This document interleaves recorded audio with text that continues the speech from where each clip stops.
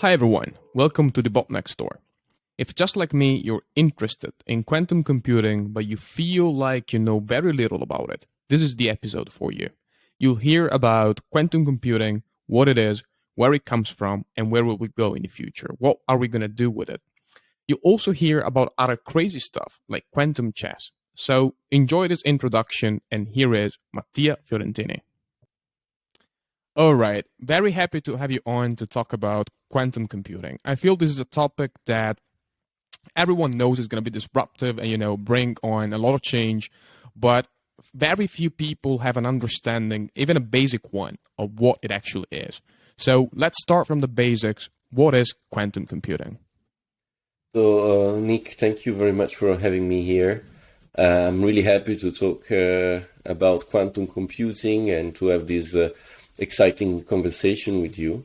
So let's talk about the quantum computing fundamentals. So a quantum computer, really what it accomplishes is that it's able to manipulate quantum information as opposed to classical information. What does that mean? It's a really fundamental shift on how really information is manipulated and abstracted away. So we know from quantum physics that the foundation of reality are not classical; they are quantum. What does that mean? It means that at a fundamental level, reality is not in unique state. Think about a bird flying, for example. A bird flying will always occupy a well-defined position in space. Will have a certain velocity, will have a certain energy, and so on and so forth. At a fundamental level, reality doesn't operate in the same way. At a fundamental level, reality, so the microscopic particles that then build our world, they live in a superposition of states that are all physically plausible, but they, in a way, mix together, right?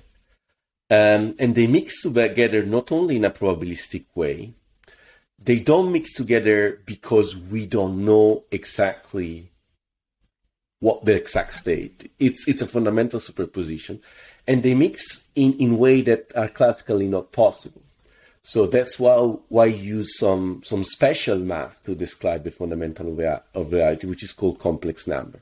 So this all sounds very technical, but I just want to convey the fact that at a fundamental level, at the quantum physics level, reality works very differently. And quantum computer are the machine, the ultimate machine that allow us,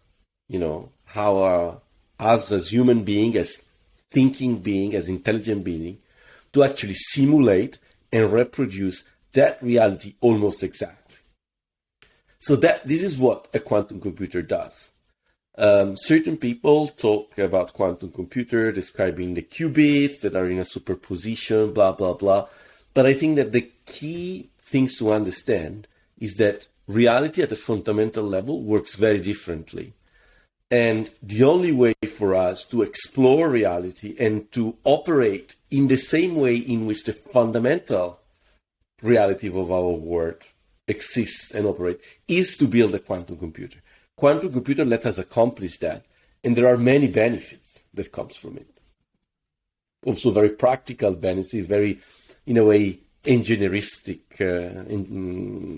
let's say, benefits that are more useful for engineering purposes rather just for science and for knowing how the world works better.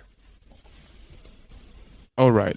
And I do want to get into the benefits of using a quantum computer as opposed to a standard one. But before we do that, I would like to deep dive a little bit further into what exactly a quantum computer is, because and I like the fact they use the metaphor for it. So we go back to that bird, right? And in our physical reality, well, we have the perception. I think I can say that we know where the bird is at any given moment and the state the bird Yeah. is at. How is that different if you look at the foundational quantum level? Exactly. How would a So bird let's look look like? at a quantum bird, let's say. So something that's very small. Yeah. Um, something that's very small, doesn't have a lot of mass, but potentially has a lot of energy, right? So again, a classical bird, so a big bird, something that has a big mass, not a lot of energy, again, has always a very well-defined position, a very well-defined velocity, and its state. And all that a classical bird can do can be simulated and reproduced very easily using a classical computer, because a classical computer is exactly a machine that works and is built to manipulate the math and to implement the math via a logical computation system that described these classical birds. So at a fundamental level, instead, our quantum bird, it's always defined not by its position, not by its velocity, not by its energy, but by what is called the wave function. And the wave function is a little bit of a complex thing, but basically what the wave function does is describe the probability of the birds in being different states. So it's impossible, to be honest, to understand at our level the difference between, but what does it mean for an existing being to be in a superposition thing and to a probability? I don't know what that means. I think nobody understands it. But mathematically, things are very simple. So mathematically, instead of describing this bird from its velocity and its position and its energy, we'll describe this bird using simply this wave function, which is closely related to this probability distribution. So the fact that the bird exists is not associated to, again, position and momentum and so on and so forth. It's associated to a certain probability distribution, Everything becomes a probability, right? And it's not a classical probability, because this probability is not given by the fact that there is missing information, but is given by a quantum probability that, again, works in a slightly different way. So, a quantum computer is able to manipulate this type of information. It's able to create and destroy this probability distribution over this state. So the state itself, the velocity is still a velocity, the position is still a position. But again, now the state of the system, the complete description, a complete description of the system is given by our understanding of this probability, right? In the probability distribution, there is all the information we need, right? And that's what's necessary for us to then simulate the system. So a quantum computer, it's a very, very complex physical device, right? And we can talk about the physics of quantum computing at some point. But the key point is that with a quantum computer, we press button at the keyboard, the same way we do with our laptop, let's say every day. But what we do is prepare these quantum states. We're very good at preparing quantum state, manipulating them according to the quantum laws. And this give access to, and this is extremely powerful because if we don't have a quantum computer, we cannot really manipulate and simulate the reality, People get excited about computer because standard computer allows us to basically simulate the reality, the classical reality. And that's why we have computer games. That's why we have virtual reality videos. Here we would be able to have videos that are instead the videos, let's say, of the quantum world, which is the world we live in. We don't live in the classical world. Our classical world is just a reflection of the quantum world, right? We live in the quantum world. We're just unaware of it. And now we have a machine that allows us to simulate, describe, again, have quantum games potentially, but also simulate all the quantum phenomena, understand exactly, look within a material without having to open up the material, like physically. So it's really exciting. Right. So many things. Okay. First of all, I wanted to summarize a little bit, if I get this right, at least from a high level point of view.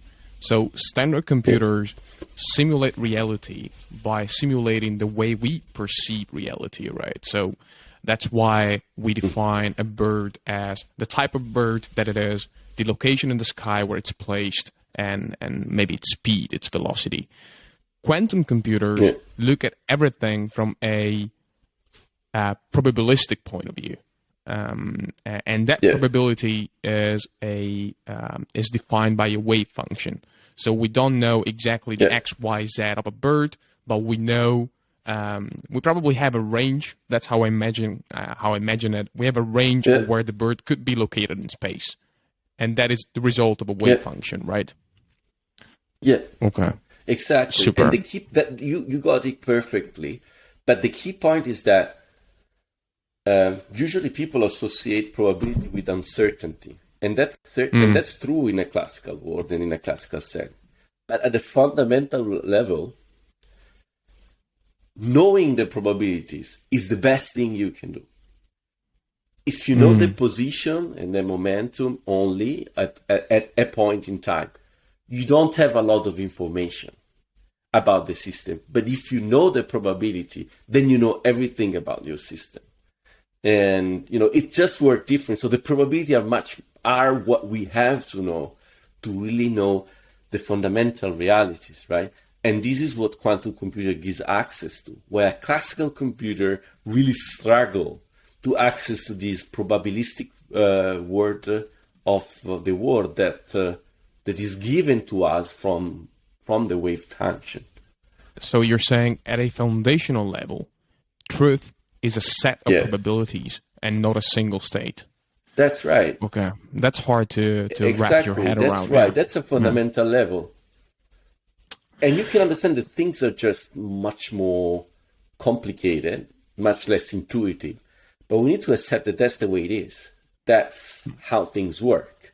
And once you accepted that, then the natural question is, okay, I want to, let's say, master that word. How can I do? I want to be able to simulate everything, to reproduce the word with a digital device, with a device that I control perfectly, the same way I control classical computer.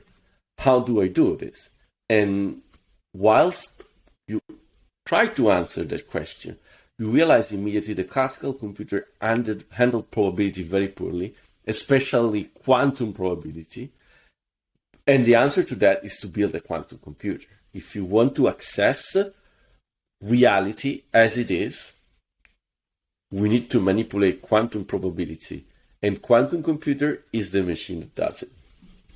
And that sounds very cool because we set up these machines by using mathematics, which makes it easier to operationally handle these complex dimensions, these complex concepts, right? But then what we get as an output is maybe a translation between what we see, what we perceive, the world as we traditionally perceive it, and what the foundational truth might be.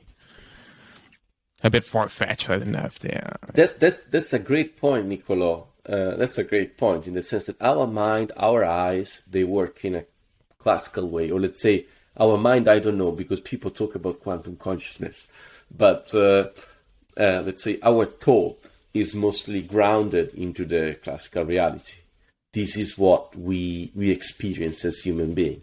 So there is this translation. So there is a degree of mystery on how quantum computer operate, and it's fun. And this translation of information from a quantum computer to our world, let's say, it's definitely not a trivial. Again, it's not a trivial operation, but it's a very interesting one. Yes. Oh, right. So the next question that I would have is, this sounds very fascinating, but I struggle a little bit to understand practically, let's say in business or in real life, how is this going to be as disruptive as we imagine it? But before we go there and we talk about the boring stuff, you mentioned quantum games, and I really want to know what a quantum game would look like. Sure. Oh, yeah. Well, I know that there have been effort to develop quantum chess, and I think there are games of quantum chess. Actually, there is an annual quantum computing conference where or at least when I attended a couple of years ago before the pandemic in Palo Alto, there was a tournament of quantum chess. So, but my example of quantum game was that computers, generally speaking, are so powerful and they change our life in many ways that it was difficult to foresee this possibility before computer really existed. What I wanted to convey here is that a quantum computer, it's an immensely more powerful computer compared to a classical one. Also because it gives us access to certain new aspect of reality that we understand a little bit, but we cannot simulate. But the key point of this quantum computer, that would be absolutely general purpose. Now, it may make economic sense in the short term to use quantum computer as specialized machine. But in the future, and the future could be anywhere between 20 and 50 years from now, we will live in a completely different world. And a quantum game, again, I don't know how to describe a quantum game really well, apart from the fact that it certainly will be very challenging. It could be probably a very all-encompassing experience. But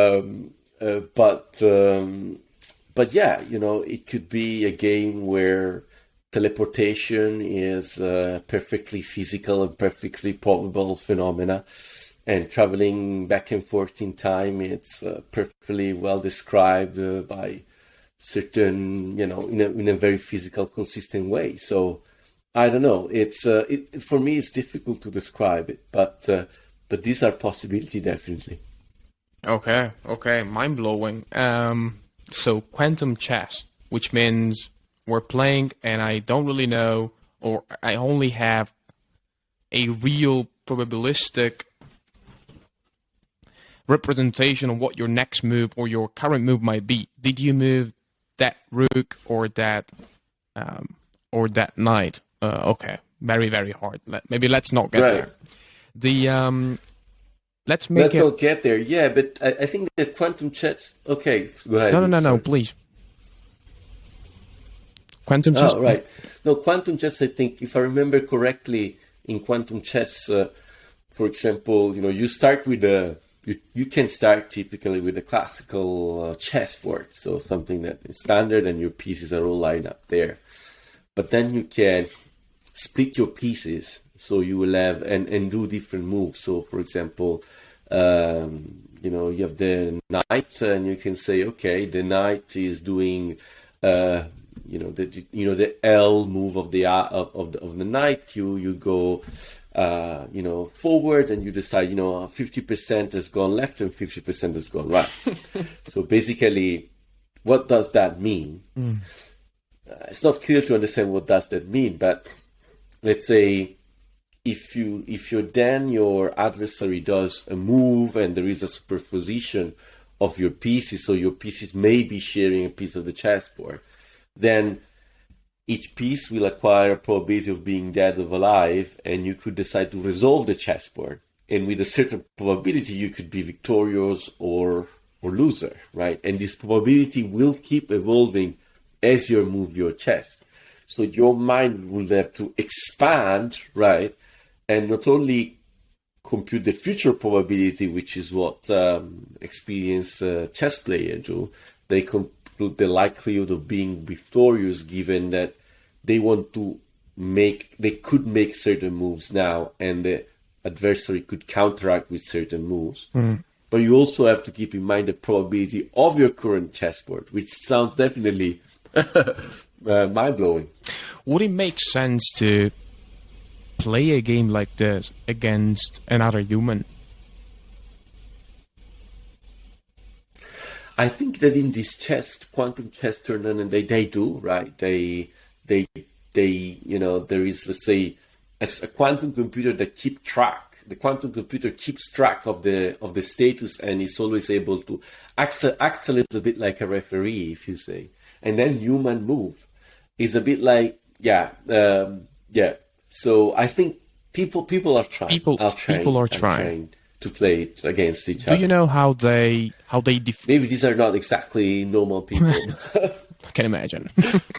But do you know how they define a move then? Like, because I find it hard to understand. Yeah. Go ahead. Yeah. Yeah, I mean the fundamental moves are I think the standard one of chess, but you can make multiple moves at the time, but you need to split.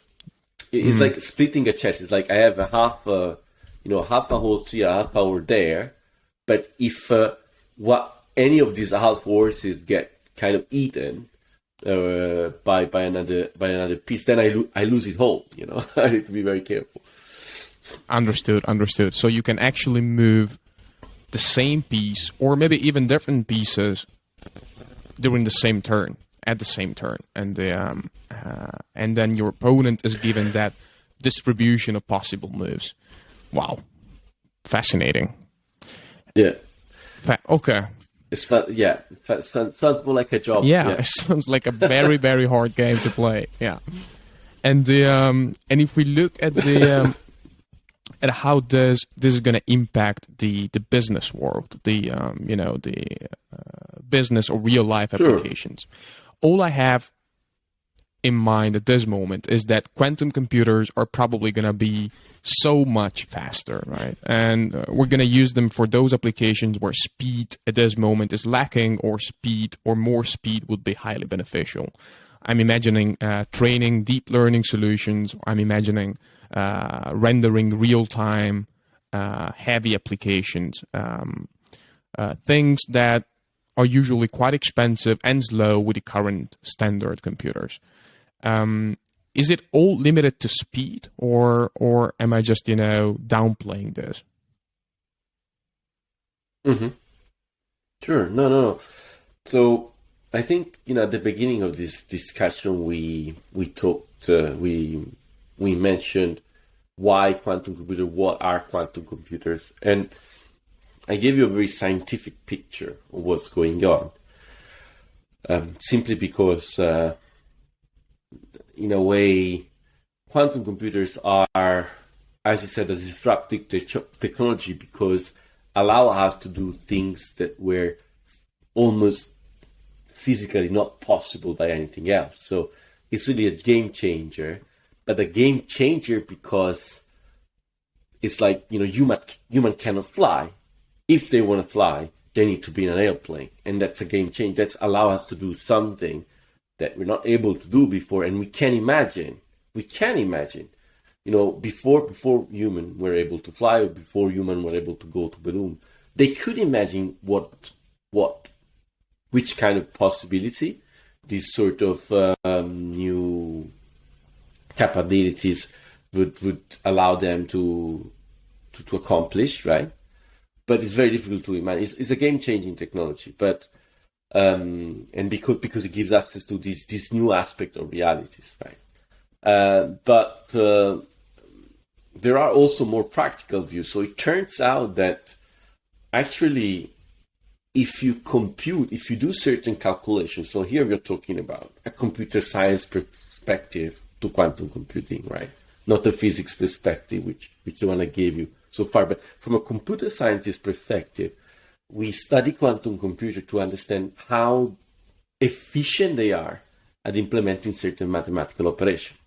And it turns out that, so again, computer scientists have discovered that doing certain mathematical calculation the quantum computing way, so using quantum information, is extremely more efficient compared to classical computing. And if what I said before sound extremely complicated, this may sound extremely boring. You say, okay, we are more efficient doing certain type of calculation. But of course, for as boring as it sounds, it's extremely useful.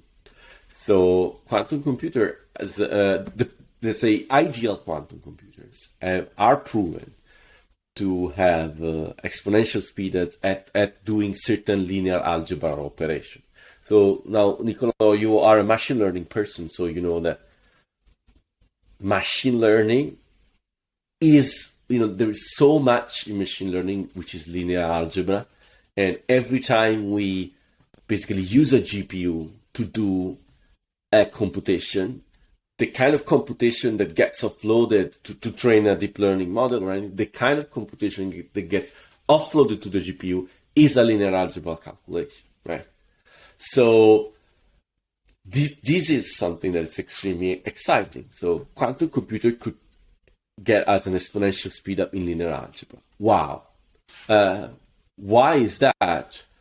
Again, if I did a poor job at explaining you why, how quantum computer worked before, I cannot do anything better to tell you why, for some reason, quantum computers are much better doing linear algebra. It's linked to the same, let's say, facts, hard facts about quantum computing that I gave you before. So by harnessing and by manipulating probabilities rather than outcomes, it turns out that it's much easier to do linear algebra and to solve linear system, to invert linear system and so on and so forth, or to find the lowest eigenvalue of a system and this and that. So that's quite exciting, I think, and quite useful. This is just one of the things that I think is quite related to machine learning. But quantum computing is a general purpose machine. So other application, I will just be very brief. It's clearly the simulation, material simulation, chemistry simulation, but also the simulation of classical phenomena such as computational fluid dynamics. Quantum computer have, because of this ability of manipulating, again, probability distribution, they have significant advantages as all are doing this, either because they are faster or because they can achieve exponential memory compression. So they can do a lot more calculation using a lot less, let's say, cache memory, so a lot less intermediate memory, right? So these are some of the practical advantages. This is a very computer science, let's say, approach to quantum computation, but these are known facts. Clear, right? And I find it very intuitive that quantum computers are faster because it resonates, with the knowledge that the closer you get to the iron, the closer you get to the actual machine, the faster, from a computer science perspective, your system will be. So if you run something in assembly, it's going to be faster than if you run it in Python, because it's closer to the base layer, right?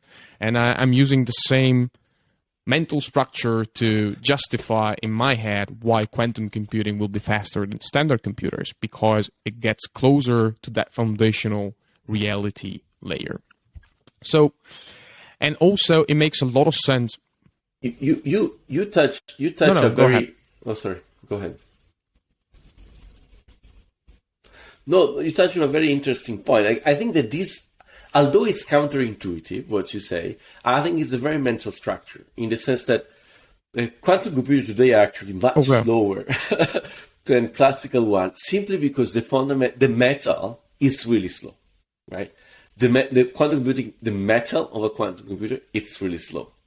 But on an abstract level, if we change our perspective and if we think, well, to actually do things efficiently, to do things more efficiently, the same way quantum computers are faster if they get closer to the metal, to do abstract computation, mathematical computation more efficiently, we need to use abstract tools and concepts that are closer to the metal of our reality. And that would be a quantum computer. And I also understand that from a application perspective, simulation will be big, because it's already getting bigger and bigger for fluid dynamics, the material use cases that you mentioned, but also simulation in all sort of things, even human simulation. It's getting more and more relevant. Clear. I wanted to touch briefly on the history of quantum computing. And is there one person that had a genius intuition, and we owe him or her this breakthrough, or is it more like teamwork? Where does this come from? Absolutely. So, so there is an excellent book by Scott Aronson, which is one of the, let's say, modern day heroes of quantum computing, which is called Quantum Computing Since Democritus. Now, I have this book in my library. I haven't read it. It's typical, Nicola, we are this generation where we start a million things, we never finish anything, but we just have to embrace it. But so according to Scott Aronson, there are elements of quantum computation since ancient Greece. But let's say in modern time, what generally speaking is quoted as was recognized as the first person to really create a consensus about the benefit of a quantum computer is Richard Feynman, which it's basically the first and mid, it's the first half and across the mid of the last century. So he was the first one to say, to understand or to realize, let's say, that as fantastic machine classical computer are, they still can only manipulate this classical information. So they think in terms of outcome. They don't think in terms of probabilities. Therefore, they would never give us access to a natural manipulation and simulation and a nice, compact and controllable logical model of how our world works. He is, this is Richard Feynman. Then I think, quantum computer is a nice intersection between physics and computer science. So I think I'm a physicist, so I have this is how generally approach this is problem and my thinking goes along those lines. So then I believe that what happens is that, again, for physicists, the quantum computer is an enticing opportunity, but physicists like very much to do calculation and get the answer out. So I guess that for physicists, really the challenge has always been, can we build something that looks like a quantum computer, right? And then from that point onward, instead, computer scientists have more wondered about the theoretical capability of what the theoretical capability of such a machine could be.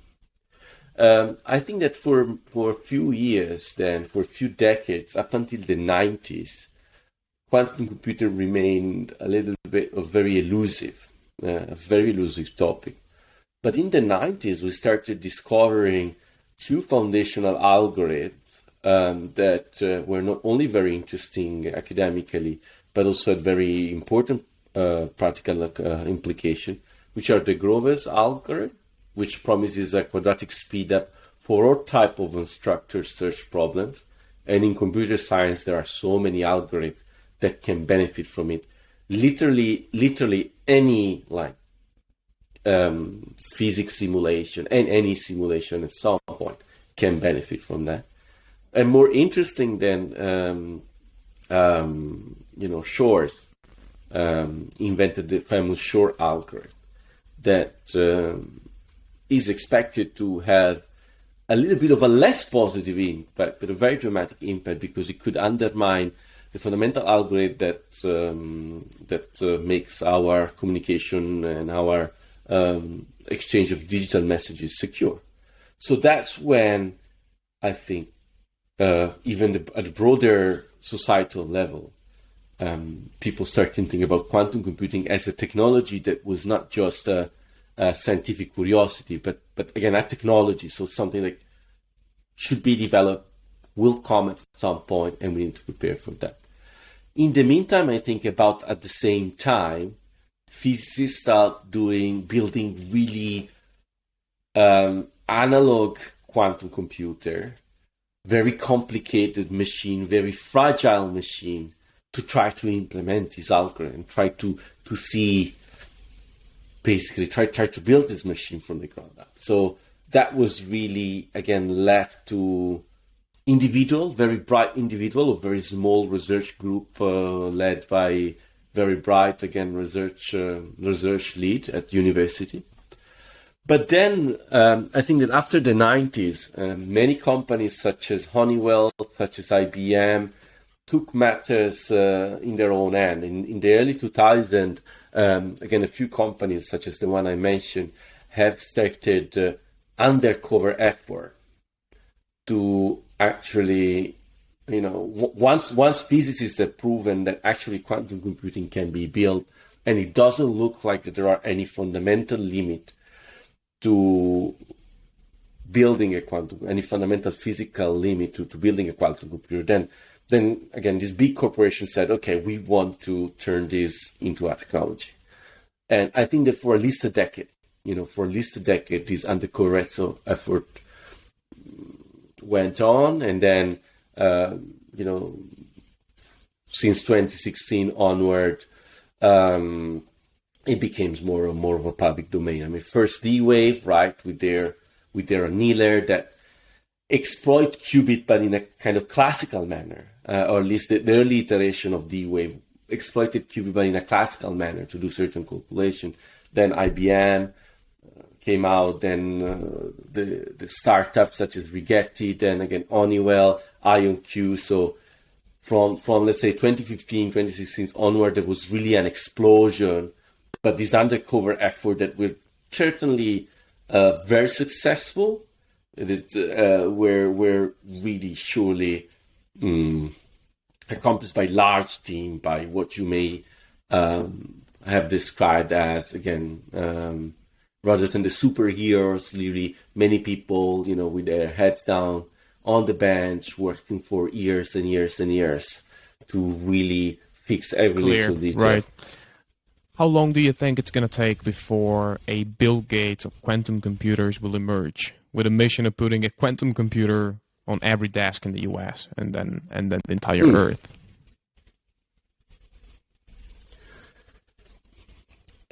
So as a business plan, I think that a few companies already have it, in the sense that IBM has actively and quite successfully sold, I think, at least 10 or more quantum computers. And these are not very cheap machines, so to speak, a price of a quantum computer is probably, I don't know, a few thousand good laptops. So to that scale, maybe but it's still a small market. But I think that the plan is to have actually, again, company like IBM, they want to sell hardware, but maybe the Bill Gates of quantum computer will be someone that manages to deliver through our quantum or hybrid, more likely a hybrid quantum classical cloud, quantum computing services to our doorstep.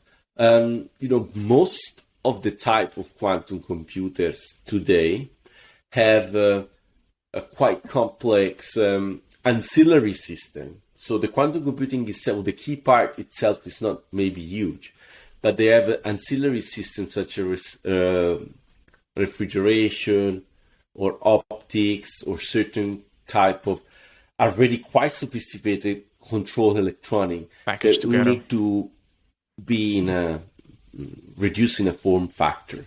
But say maybe to answer your question, this is a super interesting question. But for having a Bill Gates of quantum computer, I think in certainly less than 10 years, I would say around 5 years, a certain company will claim to have a quantum computer is big enough that it's the size of a small fridge. Not all quantum company will be able to do that because of the type of physics that they decided to exploit. to create a quantum computer, but some yes. So potentially, actually, to be honest, if you go online, there are a couple of companies that at least claim to sell tabletop quantum computer. They're about this big.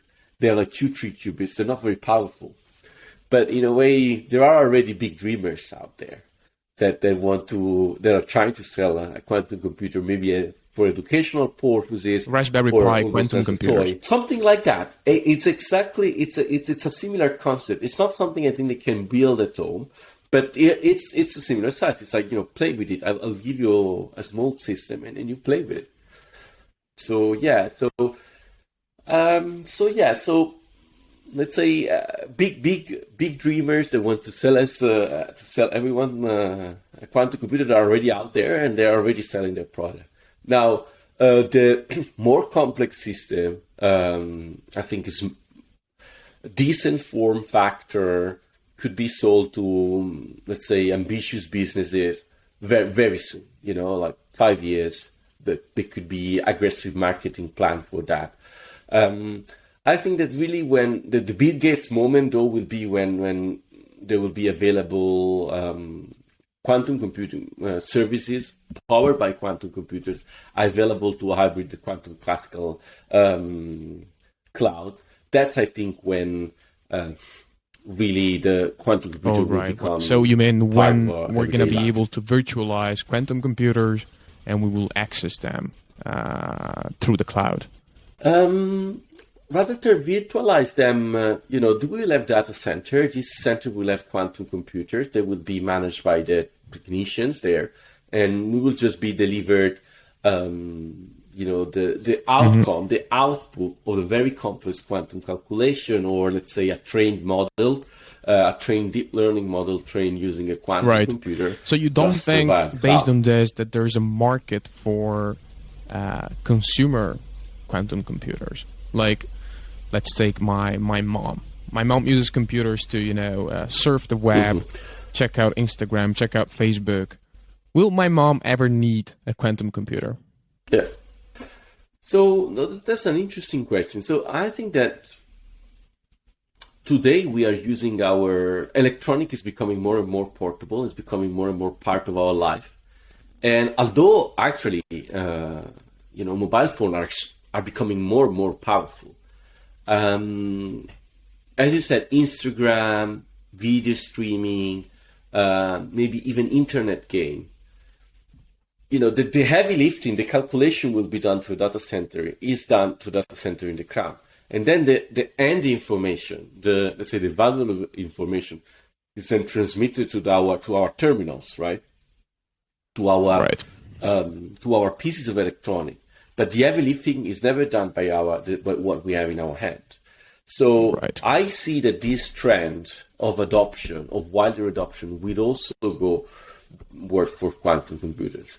But your mom, for example, could be playing quantum chess, but the quantum computer will be not in her pocket, but will be just on the cloud, and she will be, visualizing in whatever crazy way. Could be visualizing the chessboard or getting the score back. The score is one number; it's very compact. But calculating the score for a quantum chessboard is something that classical computer cannot do.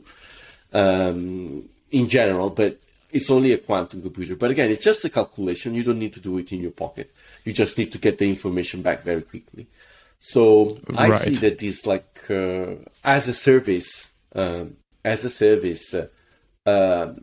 system will work. For example, the software we are using here to record this process some amount of data on my laptop, but I didn't have to install any app on my computer. It's a service basically that it's hosted and works because there's a host somewhere that coordinate everything. And I think it will be very similar for quantum computing too. Clear. So your vision is we'll put the quantum computers in the cloud, in some data centers, and we're probably going to use traditional machines to access the services that are going to be cheaper and faster due to the remote processing operated by quantum computers. Makes sense. And Makes if you sense. think, Exactly, and if you think there isn't any fancy explanation for that, but our keyboard, unless our brain start thinking quantum, but for throughout the history of humanity, we only had access to the classical reality. This is what we see. The true reality is quantum. Classical world is just a reflection of it. But this is how our brain thinks. So unless really our brain thought process will undergo, I don't know how, some change, and we will be thinking for quantum, so it would be natural for us to, I don't know, have a quantum keyboard. Our keyboard will be classical. A classical computer will control the quantum one and instruct it, and then the quantum computer will do the heavy lifting, right? It will be fascinating to talk about whether a quantum brain would be compatible with life as we know it. Like, you need to pick a partner. I don't think it can be a quantum decision there. You kind of have to commit in a binary sense. But maybe that's for the next episode. I wanted to ask you, you mentioned that quantum computers are now faster, especially on simulation tasks, on simulation computing. Are quantum computers, or better, where are standard computers still performing better, and why? Sure. So again, let me be let me be precise. So quantum computers now, today, they're not faster at anything. They are more efficient in the sense that, what does efficiency mean? There are various definitions, but,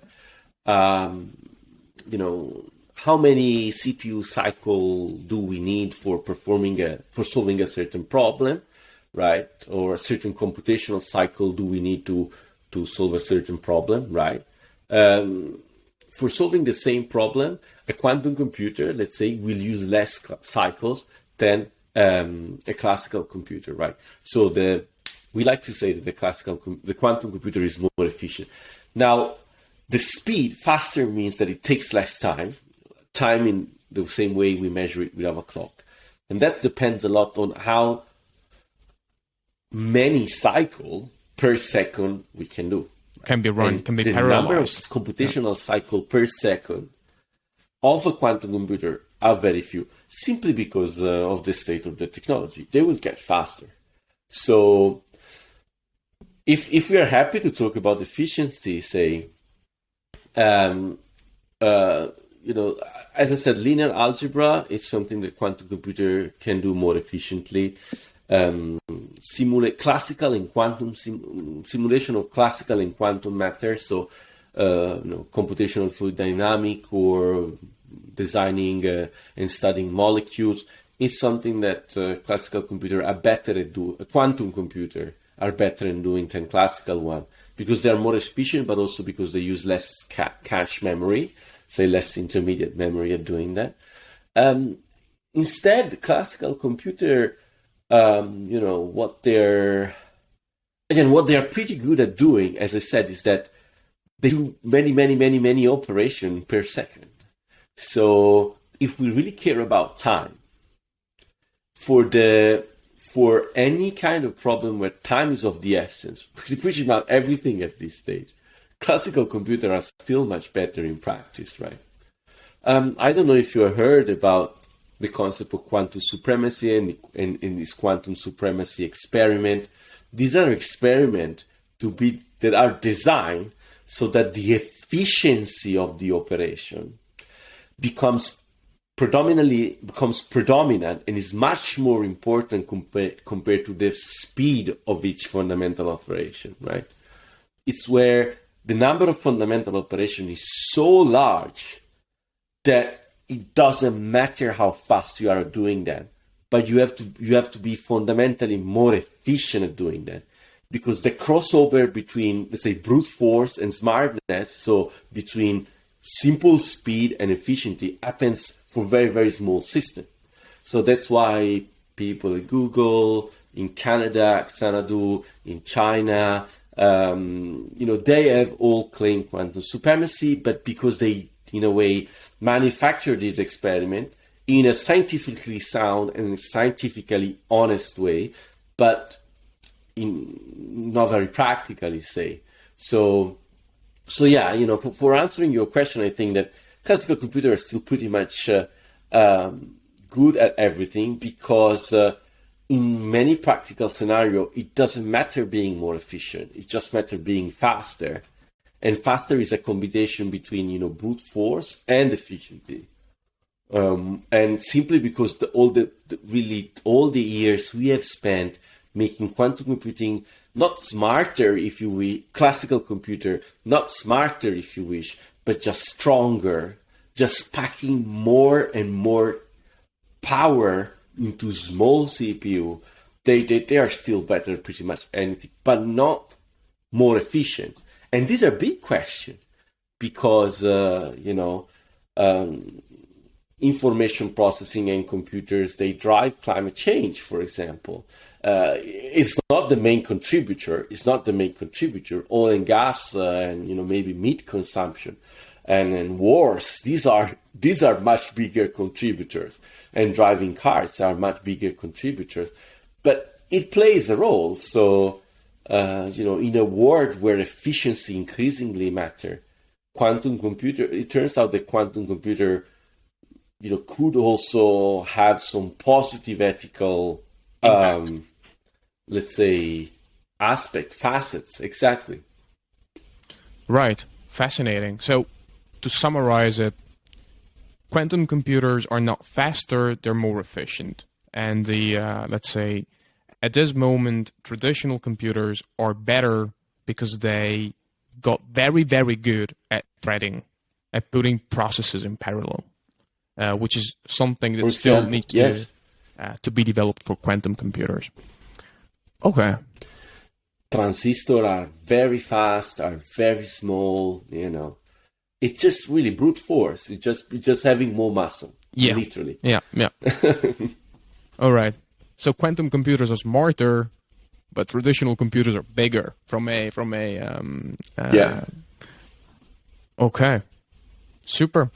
Last question that I wanted to ask you is, usually, the last question is something that to chill down, to chill down after the episode. But I'm very, very interested and not afraid of asking a last question that probably will leave me with a poorer understanding of how I feel at this moment. And the question would be, why are quantum computers so much better at linear algebra? Why?